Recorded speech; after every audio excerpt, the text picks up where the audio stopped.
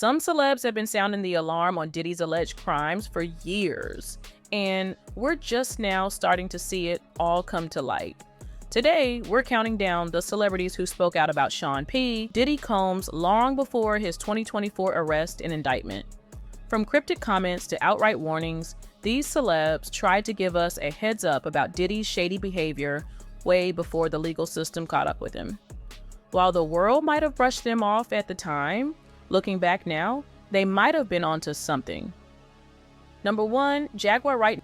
Puffy has been making money off of Biggie's name for longer than Biggie was alive.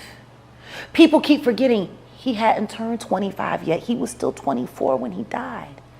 It's been over 25 years. Puffy has been making money on that boy's name longer than he lived. It supported all of Bad Boy. His catalog. Clearly, a Biggie Smalls verse is very valuable, the commission. What happened to that album? It was recorded. It was being mixed and mastered upon Biggie's death. It was supposed to have came out that summer after Biggie's album because Biggie's album was slated. He died a week and a half before his album came out. Then the commission was supposed to come out, and that was supposed to be his exit from Bad Boy. And then starting his own company. So tell me something. I think everybody that knows Sean Carter knows that he will slump anyone in any relationship for $1. Jaguar Wright has never shied away from making bold accusations, and her claims against Sean Diddy Combs are no exception. She has repeatedly alleged that Diddy abused and mistreated multiple people within the music industry, but her statements don't stop there. Wright has escalated her claims, hinting at darker connections between Combs and the deaths of notable figures from Uptown Records. While there is no concrete evidence to back these assertions, her comments have added fuel to the ongoing discussion about Diddy's alleged misconduct. As of now, Diddy has yet to publicly respond to Wright's allegations, but the neo-soul singer's voice remains one of the loudest in this conversation. Number 2, Orlando Brown. We trying to shake up the world, baby. You know what I'm saying? We trying to do some real shit out here. You know what I mean? I got in my Diddy mode. I'm sorry, I started licking my lip. You know what I'm saying? You know what I mean? Yo, Diddy, you gave me the oosh-gosh goose-wash. You gave me the oosh-gosh smooth-off. The smoosh-mash. Diddy.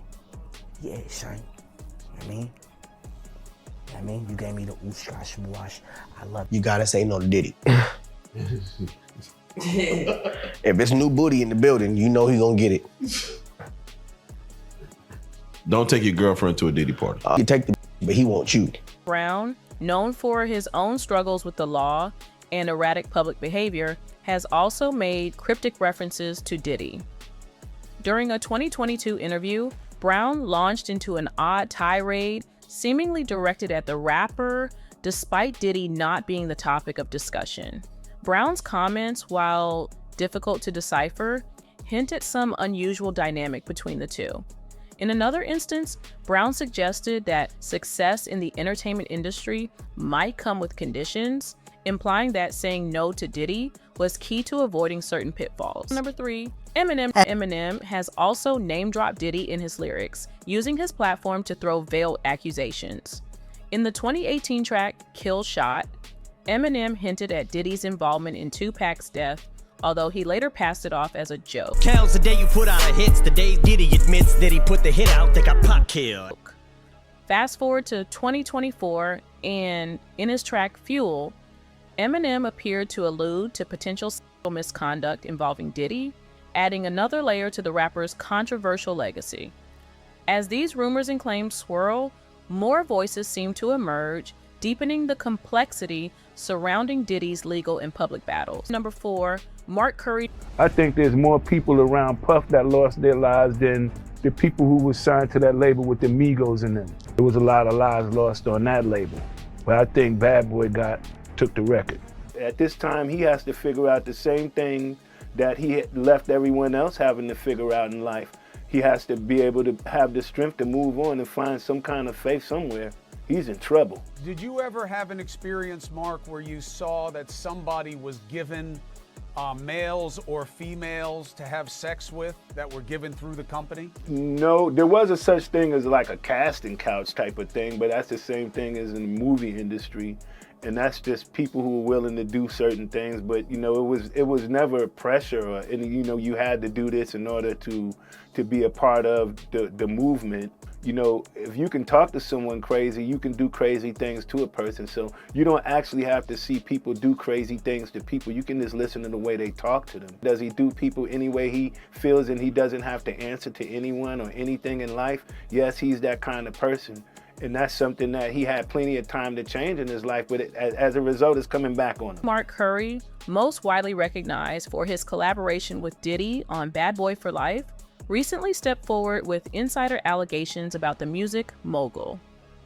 In December 2023, amid the growing number of lawsuits filed against Diddy for alleged assaults and misconduct, Curry openly discussed various claims surrounding Diddy's questionable behavior. In an interview, Curry detailed disturbing accounts, including how during nights out clubbing with Diddy, specific bottles of liquor were reportedly off limits to anyone except the women in their company, as these bottles were believed to be laced with narcotics. Curry's frank recollections added a layer of credibility to the numerous allegations against Diddy, especially since they surfaced early in the legal process, highlighting the gravity of the accusations being made. His statements contribute to the mounting narrative that Diddy's parties and lifestyle were far darker than the public initially realized. Number 5, Kanye West. Cool. Right.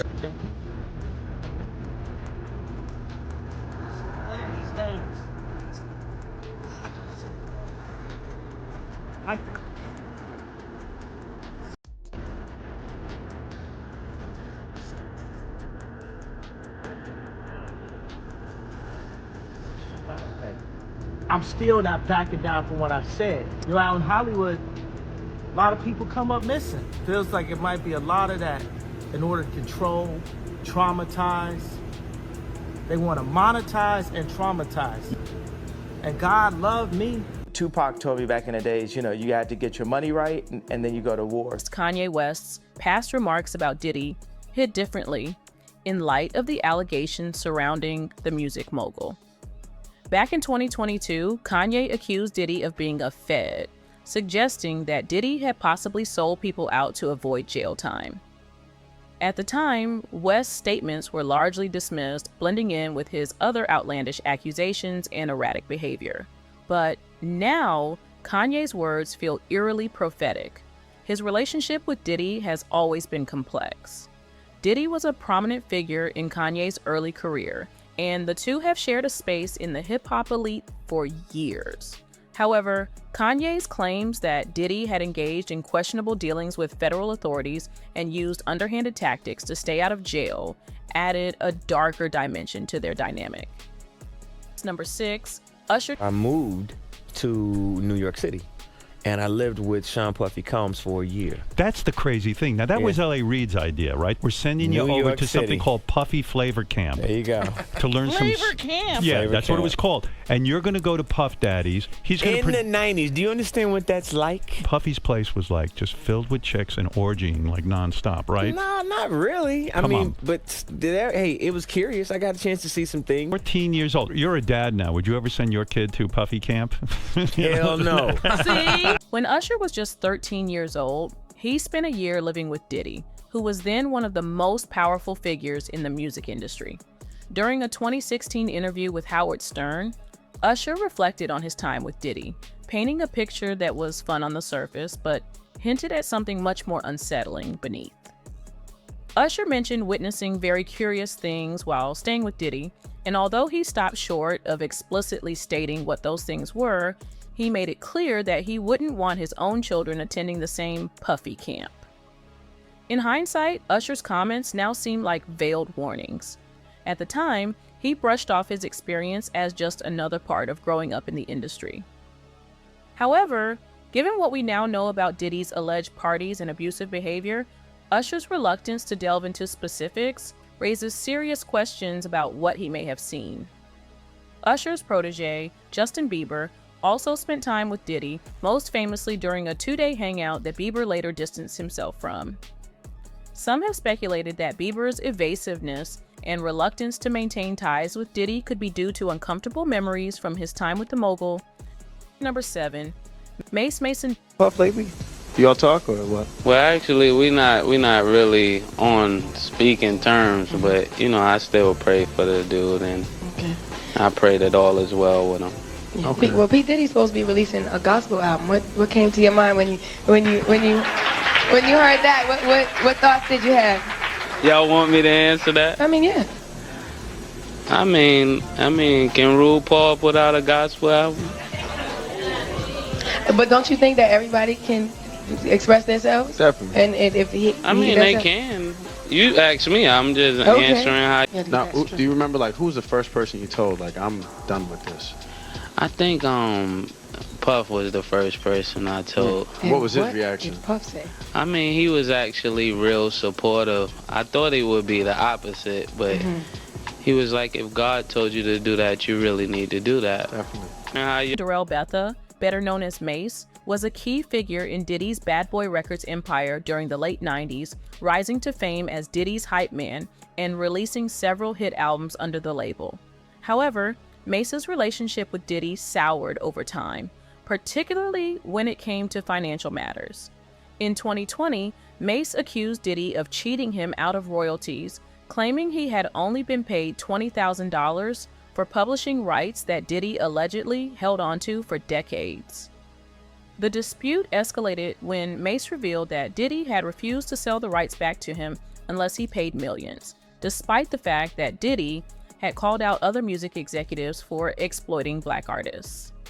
While Diddy initially defended himself by claiming Mace actually owed him money, the ongoing legal issues surrounding Diddy appear to have pushed him to make amends. In 2023, Diddy returned the publishing rights to Mace and other artists, including the remaining members of the band Danity Kane. However, the tension between Mace and Diddy extended beyond financial matters. Mace has been one of the few prominent figures to publicly challenge Diddy's business practices, accusing him of mistreating his artists and holding on to their earnings long after they had moved on from the label. Number 8, 50 Cent. You have something huge coming up, which is a documentary about P. Diddy, Puff Daddy, P. Diddy. Yeah. Did he do it, right? I know he did you've been heavy on social media talking about it. He did it. And I'm the only one who's been vocal about this long before it actually. Oh, you've been saying this for a long time now. And then no one was, they're just, why is he saying this? And now it's coming out like crazy. But I also didn't participate. I also didn't go to those parties. Yeah. So a lot of the celebrity culture that you don't hear saying anything is because they participated to a degree. Was there a reason you never went to those parties back in the day? Obviously, I know what was going on there, but is there a reason you never did? I'm just not with all that freaky shit. All of the stuff that he's doing, I'm not into that type of stuff. I'm just a little more, maybe you could say basic or normal. You go into the 90s, and Keefe D said he paid him to kill Tupac. Yeah. It's a little, you get the craziest accusations. You're one of the first persons in entertainment to really call out people and kind of have that authority in that, to be able to call people out. I mean, which is pretty amazing. You're kind of, in some ways, draining the swamp of Hollywood. Yeah, I don't have a support system. I don't have a support system of a peer group of artists that I require to do what I'm doing. I've had to be on my own from the beginning. So I don't necessarily have a responsibility to behave a certain way according to them. And look, if I didn't have an award-winning director doing it, if I hadn't put the right people in place to produce it properly, I wouldn't understand why they would question or doubt anything. He says things, he doesn't even know what he's saying is like fruity. He says something fabulous and he goes, yo, no, but me and you, we ain't party. Like, we need to party. What are you talking about? P. Diddy be wanting to party, and you gotta tell him no. When people say that to me, I get a little uncomfortable. He said something to me one time, a long time ago. He told me he'd take me shopping. I looked at him like, what'd you just say? He said you did the same thing to him. You asked him to take him shopping. Yeah. I thought he needed some clothes. What? I'm a nice guy. I don't have no beef with Fifth. He loves me. He loves me. You really, hold on, you really think that's hate? You know he loves me. I don't think he like you. Short off. I hate when they leave me to talk because I always say the wrong thing. I always say the wrong thing. Last time they left me, I said something about Puffy. You saw that? You saw that clip? Yeah! I gotta stop doing that kind of shit. I've been talking to a therapist. He's trying to help me with the shit I be saying. I said crazy shit out of my mouth for no reason. Oh wait, maybe I said that shit about Puffy because he got Tupac killed. I thought it was for no reason, but I just thought that. All the crazy shit that I see online, right? Curtis Jackson, better known as 50 Cent, has had a long-running feud with Diddy that stretches back to the mid-2000s. It all started when 50 Cent released his diss track, The Bomb, in 2006, where he hinted that Diddy was somehow involved in the death of Biggie Smalls. While no real evidence has surfaced linking Diddy to Biggie's murder, the two rappers' beef continued to simmer for years. 50 Cent has repeatedly criticized Diddy's notorious parties, describing them as uncomfortable and insinuating that Diddy's behavior at these gatherings was suspect. During his 2023 Final Lap tour, 50 Cent doubled down on his remarks, telling fans that Diddy would give you a hug from the front and back at the same time, hinting at some shady activities. The feud escalated even further following the raids on Diddy's properties and his subsequent arrest on trafficking charges. 50 Cent took the opportunity to distance himself even more from Diddy, reportedly selling a docuseries to Netflix titled Diddy Do It. As the allegations against Diddy pile up, 50 Cent's earlier comments about feeling uneasy around Diddy seem to hold more weight, and the rapper hasn't missed an opportunity to capitalize on his rival's downfall. Number 9, Cat Williams. I've had to turn down $50 million 4 times. 4 times. Just to protect my integrity and that virgin hole I was telling you about. Right. Because P. Diddy be wanting to party. And you gotta tell him no. You got to tell him no. I did. I did. See, I got the receipts for everything I'm telling you. That's why I can say them so freely. Kid, I need another one. You here, get your number. Thank you, sir. Thank you. Comedian Cat Williams is known for his off-the-wall humor, but in a 2024 interview on Shannon Sharp's Club Shay Shay podcast, Williams spoke more seriously about Diddy's infamous parties. Though the conversation was filled with Williams's usual quips, the comedian seemed particularly wary of Diddy's events, warning people to steer clear. While he didn't dive into specifics, Williams made cryptic remarks about protecting certain areas of his body at these parties, which fans now see in a much darker light. Number 10, Tupac Shakur. So do you think Puffy was involved in the shooting? Only they can answer that question. I have my own opinion, but I wouldn't slander their name like they did mine. I wouldn't say things that I knew, you know what I mean? I believe so. I do believe so. I have proved things that I can say that will back up my claim, but this is not for the world to know about. You know what I mean? It's between me and him. Now, it was this documentary that claimed, which we know wasn't true. Yeah, check this out. We don't talk about things that are nonsense. We don't even entertain nonsense, my brother. So we're not even going to go there, with all due respect, but I appreciate you as a journalist asking. The rivalry between Sean Diddy Combs and Tupac Shakur has always been shrouded in mystery and conspiracy theories. 50 Cent once claimed that Diddy was involved in Tupac's murder, a theory that has floated around for years. Tupac himself had expressed distrust towards Diddy, stating in a 1995 interview with Vibe magazine that he believed Diddy had some involvement in a 1994 shooting that left Tupac injured. He implied that only he and Diddy knew the truth, adding more fuel to the speculation surrounding Diddy's potential role in the East Coast versus West Coast feud.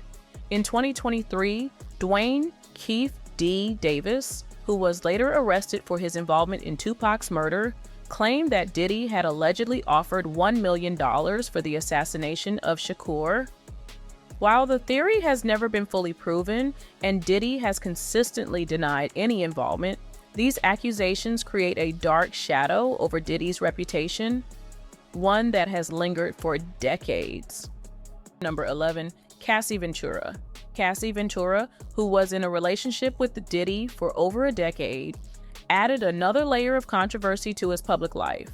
Their relationship, which lasted from 2007 to 2018, had its share of visible turbulence.